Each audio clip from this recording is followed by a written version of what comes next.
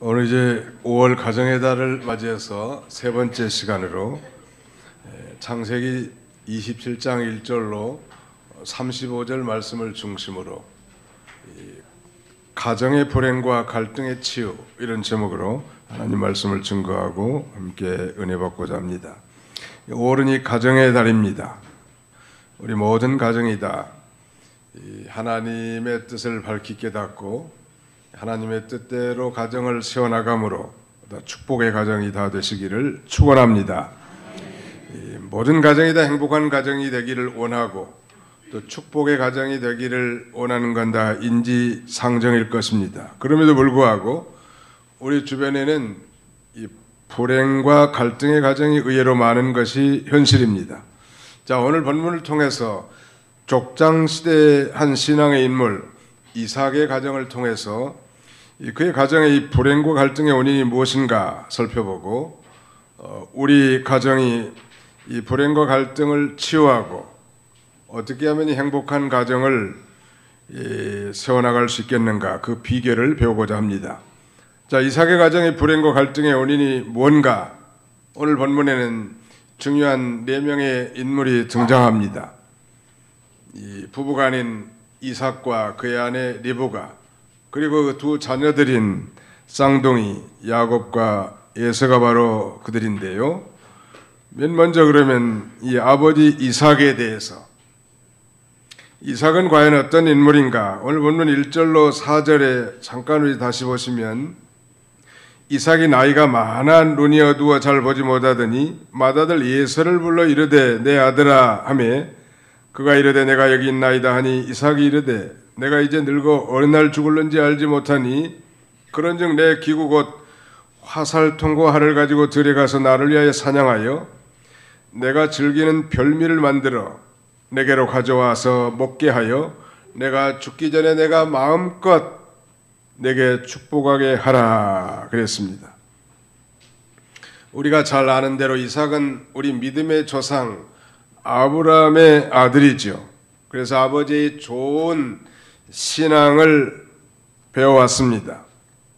뿐만 아니라 이 하나님의 뜻을 따라 경건한 이 신앙의 여인 리브가를 아내로 맞아서 행복한 이 가정 생활을 시작하게 된 것이죠. 그러니 결혼한 지 20년 만에 아이를 잉태하게 됐는데, 그것도 이 쌍둥이 아들을 잉태하게 됐고, 그의 이름들 즉 야곱과 에서를 잉태할 때부터 이 가정의 갈등과 불행이 시작되게 되었습니다. 소위 장자의 명분과 축복권 때문에 시기하고 또 속이고 미워하고 형제가 서로 갈라지는, 또 부부간의 갈등이 생기는 가정의 불행이 찾아오는 것입니다. 그렇다면 이 가정 안에, 즉 이삭의 가정 안에 불행과 갈등이 생기까지 아버지로서 그 이삭이 깨친 잘못된 판단은 무엇인가? 그것은 바로 이 명백한 하나님의 뜻을 쫓지 않았다는 거예요. 즉, 이 신앙의 호주고 가장으로서 이 이삭이 하나님의 작정하신 뜻을 따르지 않은 것입니다. 그렇다면 여호와 하나님의 이 작정된 뜻이 무엇인가? 자, 오늘 우리 창세기 25장 23절을 다 같이 한번 읽어보겠습니다. 앞으로 한 장만 넘어갔으면 창세기 25장 23절입니다. 시작. 여호와께서 그에게 이르시되 두 국민이 내 태중에 있구나. 두 민족이 내 복중에서부터 나누이리라. 이 족속이 저 족속보다 강하겠고 큰 자가 어린 자를 섬기리라 하셨더라. 리브가의 뱃속에서 쌍둥이가 잉태됐는데, 뱃속에서부터 이 쌍둥이 에서와 야곱이 싸웠다는 거예요. 그래서 이 산모인 리브가가 하나님 앞에 도대체 이것이 무슨 징조인가 하고 여호와 하나님께 기도한 것입니다. 그때 여호와 하나님의 응답이 내려왔고, 그 응답의 내용이 방금 우리가 통독한 내용인데, 두 국민이 리브가의 태중에 있다는 것. 그런데 이 야곱 족속이 에서 족속보다 더 강하다는 것. 다시 말씀드리면 형 에서가 동생 야곱을 섬기리라는 것입니다. 보통 상식을 초월한 여호와 하나님의 메시지죠. 당연히 동생이 형을 섬기고 형이 동생보다 더 강할 수 있겠는데 세상 통념과는 전혀 다른 이 주님의 메시지입니다. 작은 자가 큰 자를 섬기게 될 것이라는 것. 즉 나중에 나온 어린 자가 먼저 나온 큰 자보다 이 하나님의 구속 사역을 이루는 중대한 도구로 쓰임받게 될 것을 이 뱃속에 가지고 있는 어린 쌍둥이를 가진 이 산모에게 이 메시지가 임하게 된 것입니다. 그러므로 임신 중에 자기가 받은 하나님의 계시, 하나님의 이 메시지를 리브가는 결코 잊어버릴 수가 없죠. 보통 이 세상에서도 우리가 이 자녀를 잉태하거나 또 낳으면서 꿈을 꾼 그런 그 태몽이라는 것을 부모들이 잊지 않고 아이들이 장성해서도 내가 임신했을 때 이런 꿈을 꿨다고 이렇게 말해주지 않습니까? 하물며 전능하신 하나님께로부터 그 위대한 메시지를 받은 리브가가 그것도 두 아이를 임신하는 그런 상태에서 받은 이 메시지를 결코 잊어버릴 수 없었을 것입니다. 그럼에도 불구하고 연로한 남편 이삭은 하나님의 이 명명백백한 하나님의 작정하신 뜻을 잊어버리고 따르지 않습니다. 지금. 그리고 도리어 이 세상의 전통과 육신의 만족을 위해서 혈통적으로 먼저 낳은 아들 장자인 에사에게 지금 축복하려고 한 것입니다. 이 구약시대 이 각 족장들은 죽음을 앞두고 자기 자녀들에게 축복하는 것이 관례였는데요. 이 축복은 단순한 아버지의 소원 기도 이상인 것입니다. 다시 말씀드리면 언약의 가문 또 언약의 이 가계를 이어나갈 자로서 하나님의 축복을 전달해서 앞날에 있을 구체적인 사실들을 예언하는 종교적 내용을 함축하고 있었던 것이죠. 그러면 굉장히 중요한 거예요. 자신이 하나님의 이름으로 축복했다면 그것이 그대로 될 줄 믿는 그런 신앙을 이삭이 다 알고 있단 말. 우리는 여기서 중대한 사실 하나를 발견할 수 있는데 이삭의 가정이 불행하고 이 갈등을 자초하게 된 근본 원인으로서 이 가정의 호주인 아버지면서 남편인 이삭에 말하자면 중대한 에라라고 한다고 하면 그건 바로 하나님의 작정하신 뜻을 무시하고 세상의 전통과 인간의 생각을 쫓아서 행하려고 했다는 것입니다. 역설적으로 우리 성도의 가정이 행복해지려고 한다면 신앙의 호주가 어머니든 아버지든 상관없이 모든 일에 하나님이 기뻐하신 뜻을 따라 하나님의 기뻐하신 뜻을 찾아서 그 뜻을 순종하는 것일 것입니다. 오늘 이 본문을 우리가 다 읽진 않았지만 아버지 이삭은 두 쌍둥이 아들 가운데 장자인 에서를 더 좋아했던 것 같습니다. 성경을 주의 있게 살펴본 에서는 적어도 야곱보다는 남자답고 아주 사냥에 익숙해서 야생동물을 잡아다가 맛있게 별미를 만들어서 아버지를 대접했고 아버지 이삭은 그것을 굉장한 자부심과 아주 흐뭇하게 여겼던 것 같아요. 그러니까 야곱보다는 에서를 더 사랑하지 않았겠는가. 또 반면에 어머니 리브가는 그 태중에서부터 장자가 아니라 차자인 야곱이 장차 아브라함과 즉 이 시부 아브라함을 통해서 계승되는 위대한 이 메시아의 약속을 품은 그 언약의 축복이 둘째 아들 야곱에 내려갈 것을 확신했기 때문에 비록 야곱은 연약하고 좀 간사하고 교활할 뿐만 아니라 좀 못난이지만 그래도 더 이 어머니의 애정이 둘째에게 깊이 관여된 것 같습니다. 사실 좋은 현상은 아니죠. 부모라면 모든 자녀들을 공평하게 이렇게 대우해야 되겠는데 편애했단 말.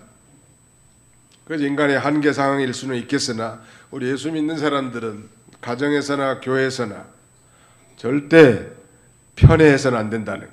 우리 옆에 사람 쳐다보세요. 편애하지 맙시다. 한번 해보세요. 편애하지 맙시다. 네. 네. 편애 안 할 줄 알지만 아무튼 편애하지 마십시오. 제가 어떤 교회에서 심하는 동안에 대신방을 가는데 그 잠실 5단지에 사는 한 그 가정을 방문하게 됐습니다. 근데 그 집에는 아들과 딸이 있는데 그 딸이 나이가 30이 다 되는데 주일학교 때는 교회를 잘 나오는데 지금은 영 교회를 안 나오고 방학이라는 거예요. 근데 그 어머니의 이 말씀이 참 귀에 쟁쟁한데 자기 딸이 교회를 나오지 않게 된 중요한 이유는 주일학교 다닐 때 자기 딸이 선생님이 이제 간식으로 과자를 나눠주는데 자기는 하나밖에 안 주는데 옆에 있는 언니는 3개를 주더라는 거예요. 이런 이 불공평한 행정 정책 때문에 이 자매에게 중대한 시험이 든 거예요. 그래서 무려 25년 이상을 신앙의 방학을 계속하고 있는 가자 한 게 그것이 뭐라고 그러나 그 아이에게는 굉장히 중요한 것입니다. 공평한 정책, 특별히 부모는 편애해서는 안 되고 그래서 옛날 어른들로부터 들은 교훈은 자식 사랑은 속으로 해야 된다는 거예요. 겉으로 유별나게 드러나가지고 한 자녀를 칭찬한다든지 내세우면 그렇지 않는 자녀가 말은 안 하지만 속에 상처를 입게 된다는 거예요. 행복한 가정이 되기 위해서는 우리는 하나님의 말씀을 따라서 공평하게 대화할 뿐만 아니라 무엇보다 중요한 것은 하나님의 작정하신 뜻, 하나님의 명명백백한 하나님의 뜻을 순종해야 합니다. 가령 이스라엘 초대왕 사울은 그가 왕으로 부름받았을 때 굉장히 겸손했고 보통 사람보다 키가 한 30cm 이상이 큰 인물도 준수한 자였지만 그러나 그가 왕이 막상 된 이후부터는 굉장히 교만해가지고 하나님의 뜻을 잘 순종하지 않고 선지자의 말을 불순종하기 때문에 하나님께서 폐위하기로 결심하고 하나님의 마음에 맞는 이 다윗을 이제 기름 부어 세우려고 한 것입니다. 그런데 이 사울 왕은 끊임없이 자기의 맏아들 요나단을 왕으로 세우려고 속으로 마음을 갖고 저 강력한 정적 다윗을 죽이려고 끊임없이 추격을 가하지만 하나님이 다윗 편이고 하나님께서 다윗을 지키시고 보호하심으로 그 일이 자기 뜻대로 되지 않았단 이런 악한 행위로 말미암아 그에게는 악령이 들어가지고 귀신이 들려서 심령이 다 어두워졌기 때문에 심지어는 무당을 불러서 점을 치는 웃지 못할 그런 일이 발생하게 되고 급기야는 그는 이 길보아선 전투에서 아들과 함께 참으로 비참하게 죽는 최후를 맞게 됩니다. 하나님의 명백한 뜻이 있음에도 불구하고 그걸 노골적으로 거절하다가 당한 비극인데요. 우리 이 역사 가운데서도 이 조선 왕조의 왕위 계승 역사에서 태종은 전통을 따르지 않고 아들 중에서 현명하고 학문에 뛰어난 셋째 아들 충녕대군을 왕으로 세웁니다. 그가 소위 이 조선 제4대 왕 세종대왕 아닙니까? 한글을 창제하고 과학과 문화, 경제가 부흥했던 그야말로 부강한 나라를 이루게 된 것입니다. 오늘날 이 교계에도 이 부자 세습으로 인한 이 교회가 갈등과 불행 그리고 혼란을 야기한 일들이 많은데 사회에 지탄을 받고 있는 것이 현실입니다. 그러므로 우리 가정도 마찬가지. 우리 가정이 진정으로 행복한 가정을 세워나가는 데 있어서 범사에 하나님의 뜻을 행해야 한다는 것. 자, 두 번째 등장하는 이 캐릭터는 어머니 리브가입니다. 아버지 이삭은 에서를 더 사랑한 것 같다고 했는데 리브가는 야곱을 더 사랑했고 야곱이 이삭의 축복을 통해 그 언약적 축복을 받기를 원하는 것입니다. 이제 남편 이삭이 나이가 많이 들어서 눈이 어두워서 잘 보지 못하게 됐다고 그랬죠. 근데 어느 날 보니까 영감탱이가 자기 장자 예서를 불러다가 속닥거린다는 말. 너 가서 사냥해가지고 짐승을 잡아 아버지가 좋아하는 이 별미를 만들어서 가져오너라. 그러면 내가 먹고 마음껏 내게 축복하리라. 이 소리를 부인 리브가가 엿드는 거예요. 우리 속담에 낱말은 새가 듣고 반말은 누가 듣는다? 쥐가 듣는다. 영국 속담에는 울타리에도 귀가 있다 그런 말이 있어요. 우리가 항상 말 조심해야 하고 특별히 화장실에서 조심해야 될 것 같아 보니까 안 듣는 것 같아도 다 듣는다. 중요한 일은 화장실에서 얘기하지 말고 밖에 나와서 하면 돼. 이 부인 리브가가 다 들은 거예요. 아니 저 영감탱이가 망령됐지. 세상에 하나님께서 내가 두 아이를 태중에 가질 그때부터 이 큰 자가 어린 자를 섬기리라고 하는 것이 하나님의 명명백백한 하나님의 뜻이거늘 어찌하여 내가 그렇게 힘주어 말했고 강조했는데 저 영감탱이가 까마득하게 다 잊어버리고 지금 엉뚱한 짓을 하려고 하는가. 나는 오늘 이 설교 말씀을 준비하면서 남편들은 부인네들의 말을 귀담아 잘 들어야 되겠더라. 믿으시면 아멘 합시다. 남자들은 아멘 안 하네.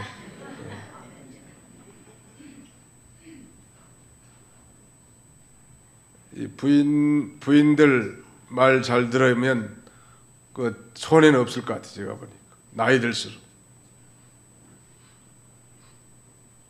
근데 이제 나이가 오래되고 이제 연로했기 때문에 그리고 눈도 거의 아마 덮여졌는지 거의 안 보아가지고 안 보여서 이 식별력, 사람을 식별하는 그런 능력까지 떨어진 그런 상태라는 말. 그러니까 영적인 그런 통찰력도 떨어졌겠죠, 당연히. 그래서 이 세상의 전통을 따르고 또 장자가 용감하게 사냥해서 가져온 이 맛있는 그 별미 생각이 나서 이제 장자 예서에게 장자의 축복을 해주려고 하는 거예요. 그래서 부랴부랴 리브가가 이제 찾아 야곱을 불러서 아버지가 행하려고 했던 것을 다 얘기해주고 두 모자가 작당을 꾸려가지고 야곱을 예서로 변동시켜가지고 변장시켜서 아버지의 축복을 받게 하려고 하는 거예요. 거짓과 속임수를 써서. 잘한 거예요? 잘못한 거예요? 잘못한 거죠.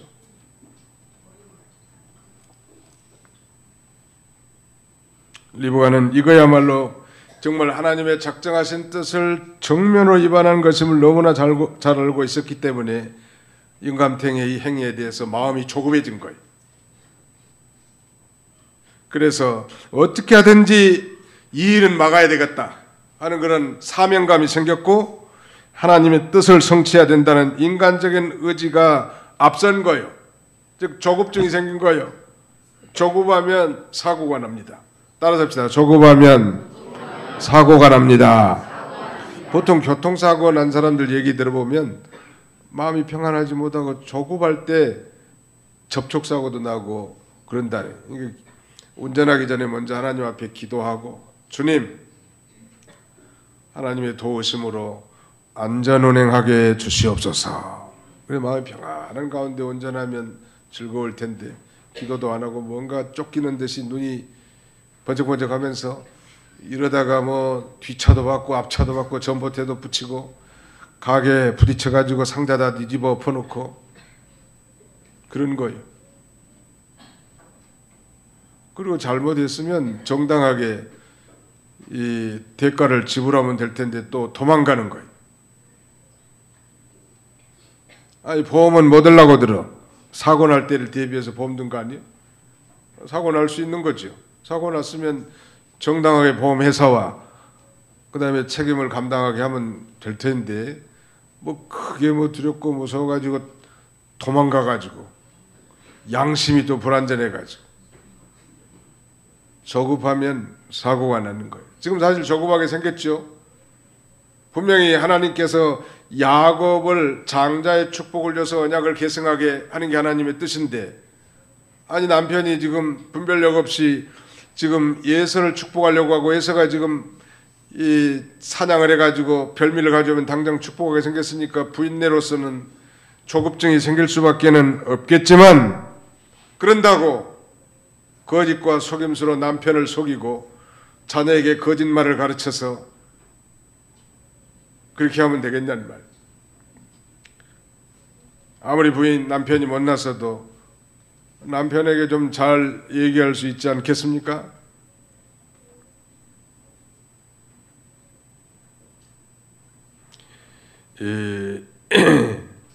가정은 이 신뢰와 사랑으로 맺어져야 할 공동체인 것입니다. 가정 안에서 뭐 거짓말하고 속이고 꾸며대는 것은 그건 불행과 갈등을 자초하게 될 수밖에 없고 행복한 가정을 이룰 수 없단 말이에요. 가족 구성원들 상호 간에 절대 신뢰, 절대 인내, 오래 참음, 이런 것들이 다 행복한 가정을 성취케 하고 가정을 치유하는 비결이라고 할 수 있겠습니다. 자, 아무리 명백한 하나님의 뜻이라도, 그것이 하나님의 작정한 뜻이라 할지라도 그 뜻을 성취시킬 하나님의 때를 기다리지 못한 것, 그것이 바로 리브가의 중대한 에러이지요. 또 자기 생각대로 남편을 속여가지고 야곱이 장자의 축복을 차지하도록 하는 것이 불행과 갈등의 원인이란 말. 목적이 선하면 방법도 선해야 합니다.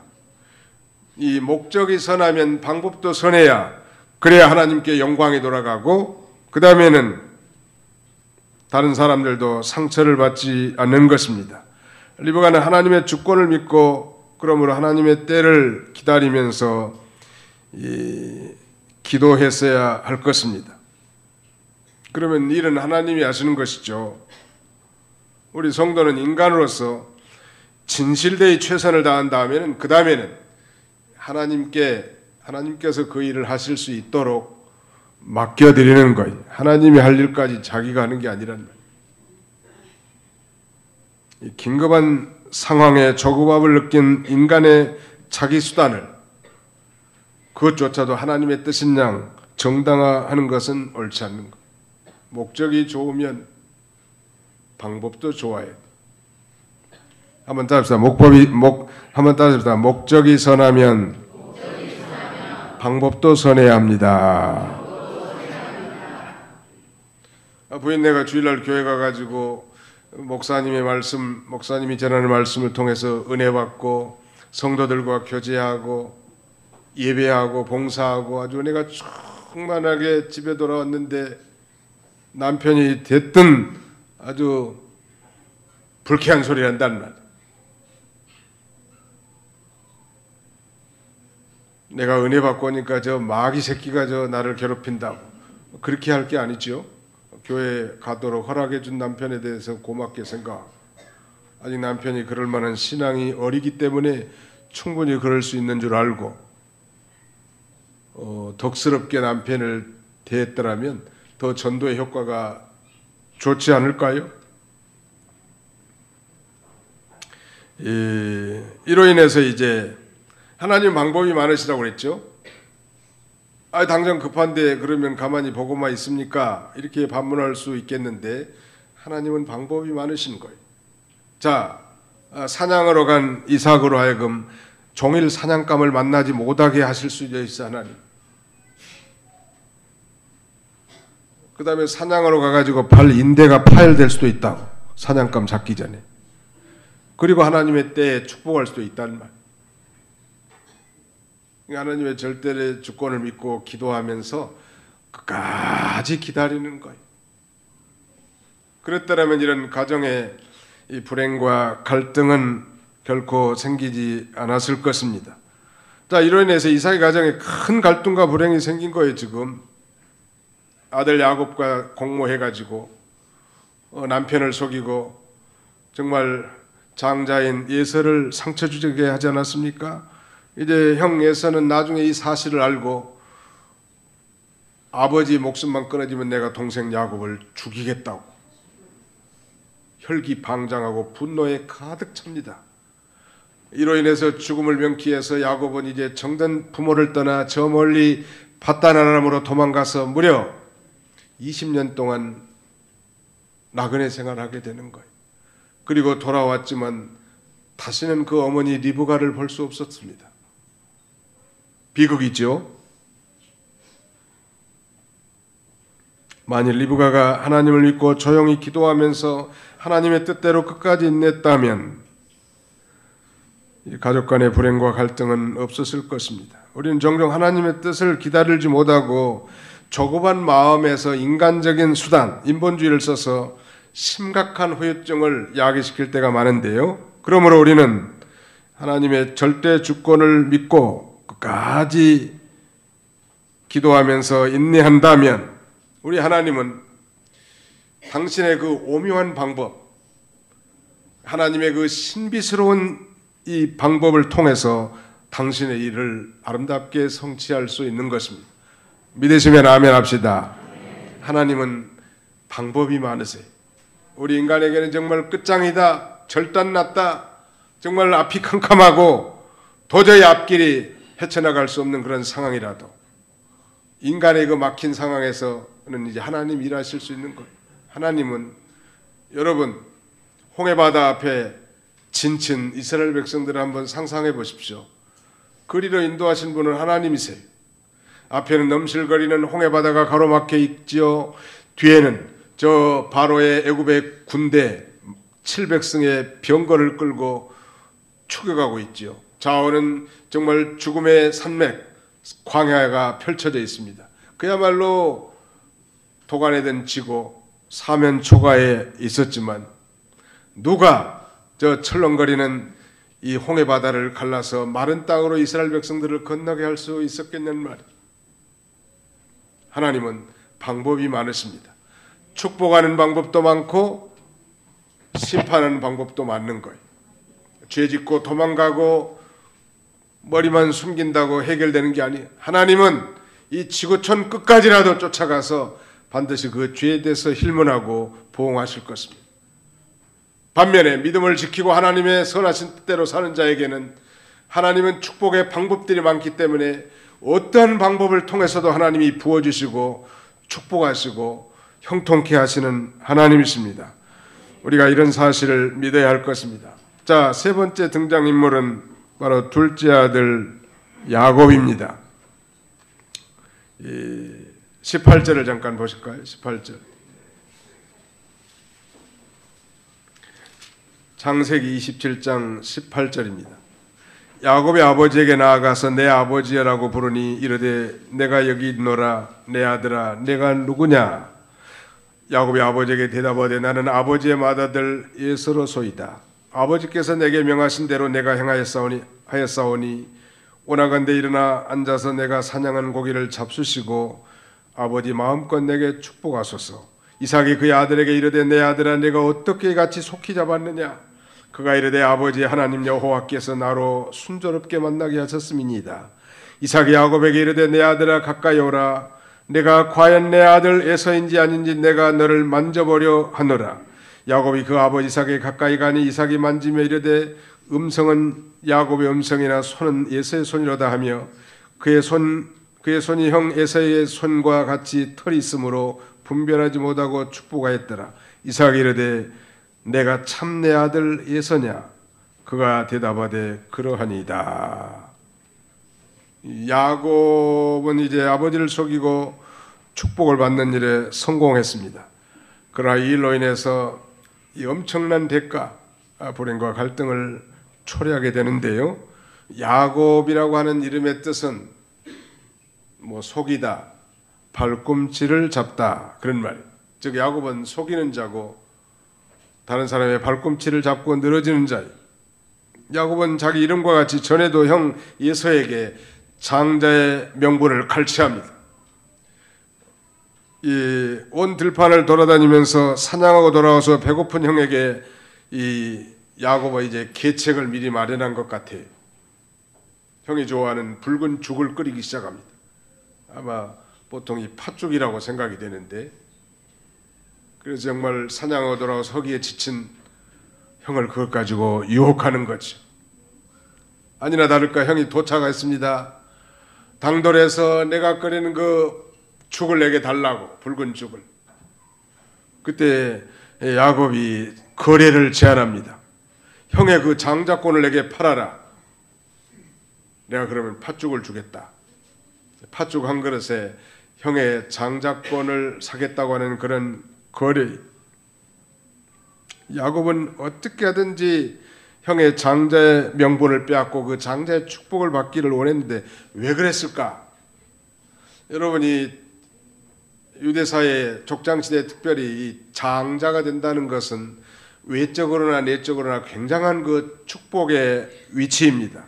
외적으로는 아버지의 뒤를 이어서 한 가정의 우두머리가 돼가지고 집안의 대소사를 다 처리할 수 있는 통솔권을 갖는 동시에 차자보다, 두 번째 아들보다 아버지의 재산, 아버지의 유산을 2배로 받는 그런 자격이 있고요. 내적으로는 한 가정의 이 제사장 직분을 수행함과 동시에 언약 관계에서 영적 축복의 상속자가 되는 것입니다. 야곱은 바로 이 두 번째 것을 사모한 거예요. 비록 연약하고 나약하고 약사빠르고 간사한 인물이었지만 그에게는 믿음이 있었고 영적인 것을, 영적인 은혜를 사모한 반면에 에서는 정말 용감하고 사냥도 잘하고 남자답게 생기고 털도 많이 난 그런 사람이지만 이 영적인 은혜는 좀 소홀하게 여기는 그런 인물이라고 할 수 있는 것입니다. 이 구약시대 이스라엘 역사에 있어서 처음 출생한 아이가 갖는 이런 특권과 책임은 아주 중대한 건데, 바로 야곱은 영적인 은혜를 사모했단 말이에요. 믿음을 더 중시하게 여긴 거예요. 그래서 어떻게든지 그 장자의 명분을 갈취하려고 하고 그 축복을 받으려고 애를 쓴 거예요. 그래서 마침 때가 온 거죠. 지금 절호의 찬스다, 때는 이때다 하면서 형의 장자의 명분을 오늘 내게 팔라 거래를 제안했고, 형에서는 지금 내가 배가 고파 죽게 생겼는데 장자의 명분이 뭐 그리 대단하겠는가? 뭐 판다고 해서 내가 아버지의 장자가 아닌 것도 아니고 아버지의 유산을 2배로 받지 못할 것도 아닌데, 또 저나 나나 뭐 태어난 것이 간발의 차이로 태어났는데 뭐 지가 형이라고 좀 부르고 내가 동생이란들 그게 뭐가 중요하겠는가? 아마 그렇게 생각한 것 같아요. 사실 야곱은 형의 발꿈치를 잡고 나왔으니까 그저 뭐 불과 몇 초 사이에 출생한 억울한 동생이었고, 그래도 아마 자라온 가정 동안에 그 장자의 명분이, 또 장자권이 얼마나 중요한지를 알고 깨닫고 사모한 거 참 중요한 것 같아요. 천국은 침노하는 자가 차지하게 돼 있는데요, 교회도 뭐 누가 시키지 않더라도 정말 이 거룩한 영적인 프로그램과 직분과 사명에 스스로 나서서 참여하는 자들이 거기에 도달하게 되고 그 영광을 누리게 되는 것입니다. 그 뒷짐지고 그저 관망하는 그런 자세보다는 허물과 실수가 많아도 이 하나님의 위대한 이 사역에 참여하고자 나서는 사람, 하나님은 이들을 귀히 여기시고 이 중직을 맡겨 쓰게 되는 것입니다. 또 야곱은 어머니의 지금 교사를 받아서 오늘 본문에는 축복을 빼앗으려고 아버지 이삭을 간사하고 대담하게 속이는 죄를 범합니다. 예서로 가장하고 어머니 리브가가 만들어준 새끼 염소 요리를 가지고 아버지에게 가서 여러 번, 구체적으로 오늘 본문에는 4번씩이나 거짓말로 대답합니다.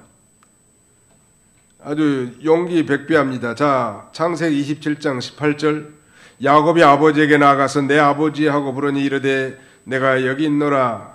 내 아들아 내가 누구냐? 이 첫 번째 질문입니다. 이삭의 질문. 거기에 대해서 19절, 야곱이 아버지에게 대답하되 나는 아버지의 맏아들 에서로소이다. 야, 대단하죠? 그 어머니의 그 아들이네. 나는 아버지의 맏아들 에서로소이다. 그리고 그 뒷부분에 보면요, 오나간데 일어나 앉아서 내가 사냥한 고기를 잡수시고 아버지 마음껏 내게 축복. 사냥하기는 개코나 사냥해서 자기 집에서 기르는 염소 새끼 2마리 잡아가지고 지금 어머니가 만들어준 요리를 들고 온 거 아니에요? 또 한술 더 떠서 20절 보세요. 이삭이 그의 아들에게 이르되 내 아들아 내가 어떻게 이같이 속히 잡았느냐. 거기에 대해서 아버지 하나님 여호와께서 나로 순조롭게 만나게 하셨습니다. 하나님까지 걸먹들이면서 거짓말을 대담하게 하는. 마지막 하나 더 살펴봅시다.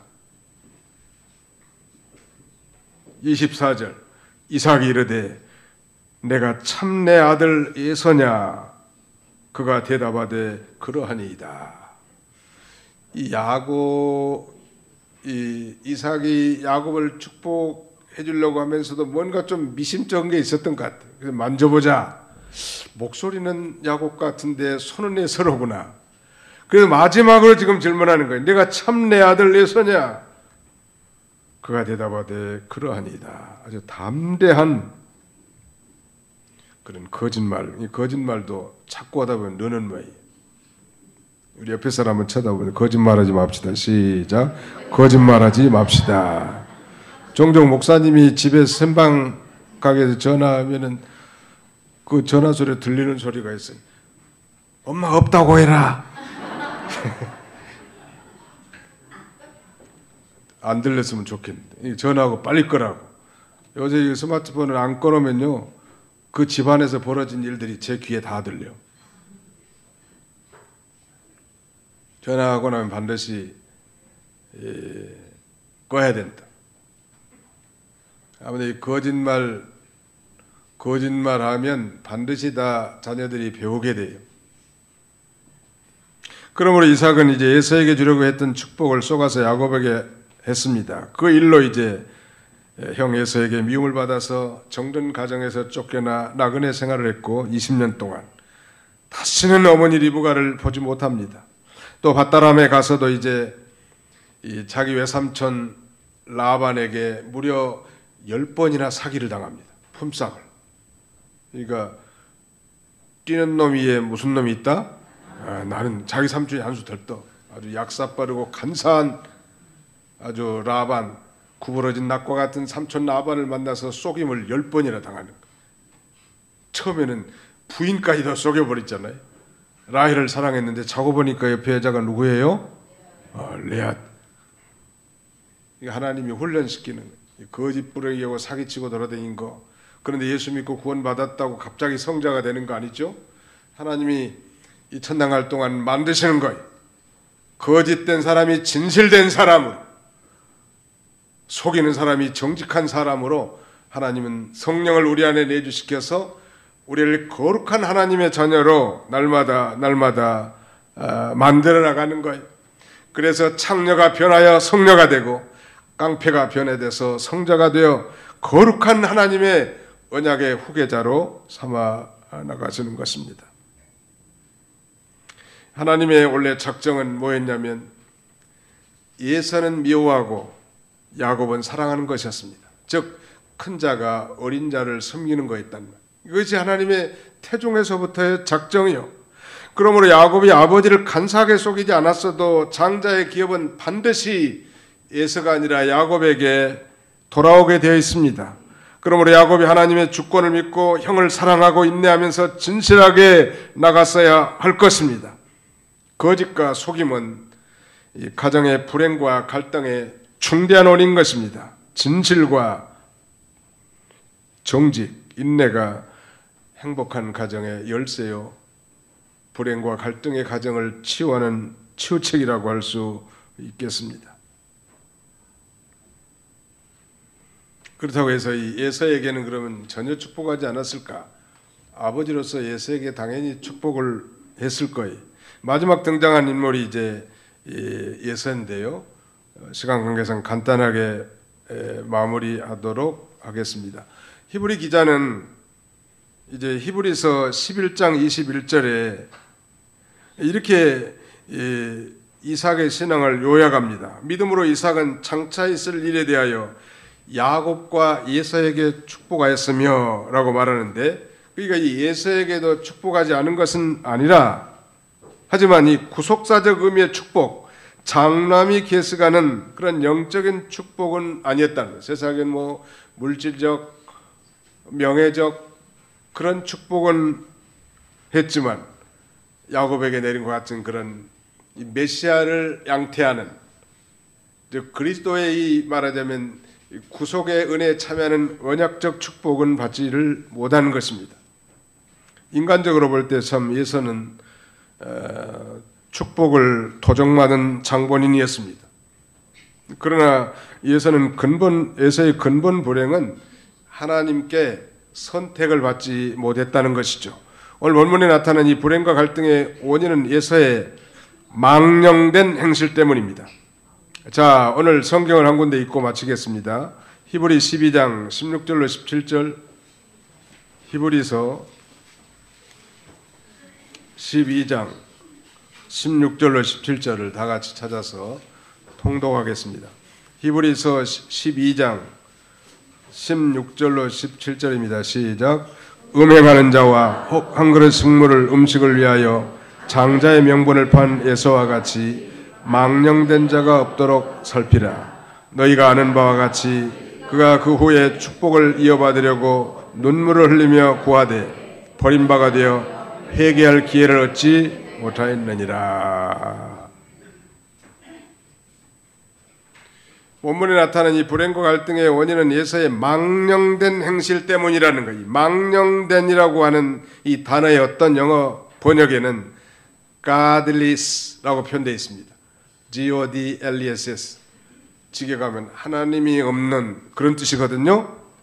하나님을 중심에 품지 못하고 생각하고 행동하는 사람의 대표가 바로 에서라고 할 수 있습니다. 하나님이 주신 생의 거룩한 특권과 기회를 희롱하면서 값싸게 다루는 자, 아니 우리의 구원을 등한히 하는 현대 그리스도인들, 썩어질 세상의 부와 명예를 위해서 영원한 하늘의 시민권을 값싸게 팔아버린 자들은 오늘 믿음에서 이탈된 거예요. 바로 에서의 전체를 받고 있는 자들이라고 해도 과언이 아닐 것입니다.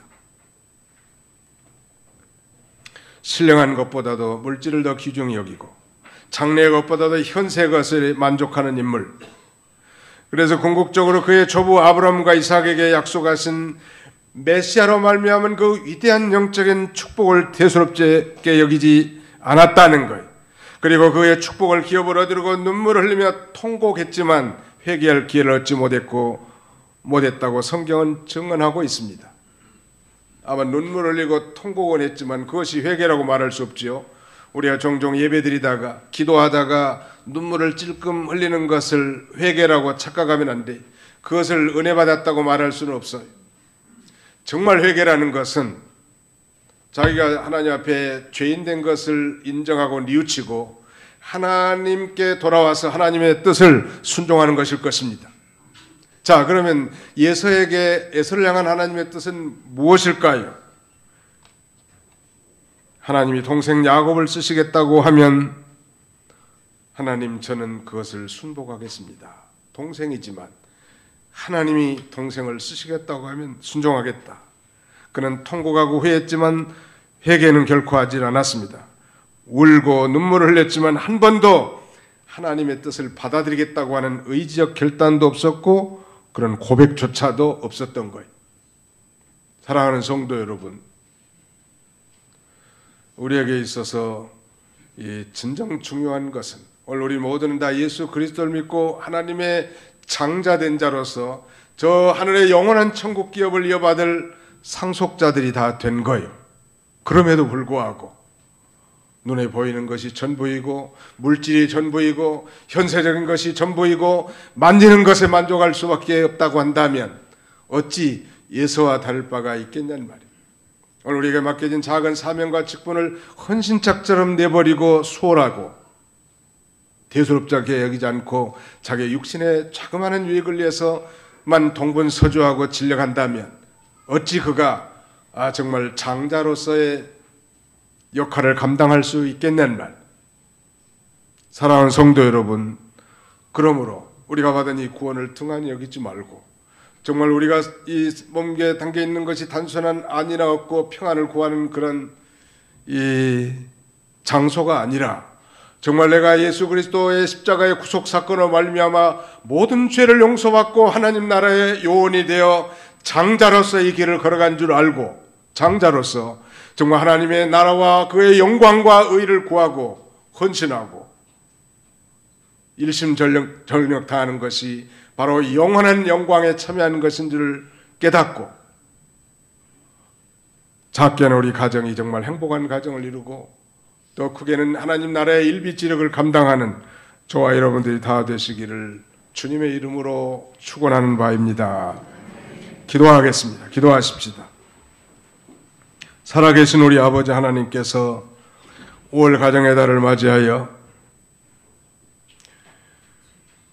우리로 하여금 아름답고 복된 축복의 가정을 세우시기를 원하시는 주님, 오늘 이삭의 가정의 불행과 갈등을 반면교사로 삼아 오늘 이 무너져가는 현대 이 그리스도인으로서 우리의 가정을 되돌아보게 하시며 우리의 가정을 정말 행복한 가정, 축복의 가정을 세워나가도록 우리 하나님의 은총 나눠 주시기를 간절히 바라옵고 원합니다.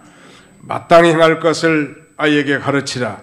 그러면 늙어서도 그것을 떠나지 아니하리라 말씀하신 대로 주의 교양과 훈계로 우리 자녀들을 잘 가르치며 우리 신앙의 부모여 호주인 우리가 하나님의 이 작정하신 뜻, 명백한 하나님의 뜻을 잘 받들고 순종할 뿐만 아니라 하나님이 내신 그 분명한 뜻이라 할지라도 오래 참고 기도하면서 하나님이 그 일을 성취할 수 있도록 우리가 겸손한 자리에서 순종하는 그런 저희들이 다 되게 하여 주시옵소서. 모든 속임과 거짓된 것들, 부정직한 것들을 다 우리 가정에서 추방시키고 신뢰와 사랑과 진실과 의로서 아름다운 가정을 세워나가는 우리 모든 성도님들의 가정이 다 되게 하여 주시옵소서. 예수님의 이름으로 기도하옵나이다. 아멘.